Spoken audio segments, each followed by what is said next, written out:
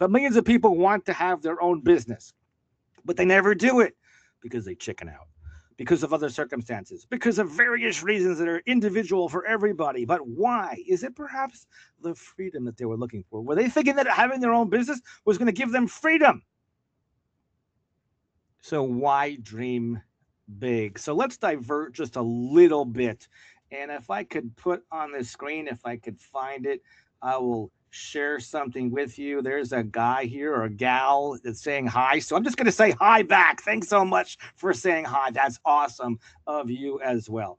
I also am going to say hi back and put some comments over there. And let's see if this works. It actually, I had a picture of myself, but I guess I changed it. So I'll leave that there. So I'm saying thank you very much for listening. But we're going to say thank you if you're listening, looking at this on the landscape version. The I used to have a picture of myself when I was 13 years old. What did you look like when you were 13 years old? How did you act when you were 13 years old at this 13-year-old birthday party?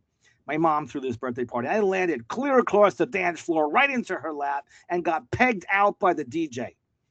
Did that ever happen to you? Got pegged out by the DJ and said, "You're out. You lost the game." Have you ever played a game called Red Rover? Red Rover, send Johnny over.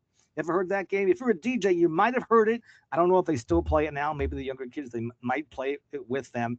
But this game, Red Rover, said Johnny over. I think of Johnny as the person that was an employee or self-employed person on one side of the dance floor, and does Johnny as the self-employed or the employee have enough guts and daring to run across the dance floor and become a business owner or an investor?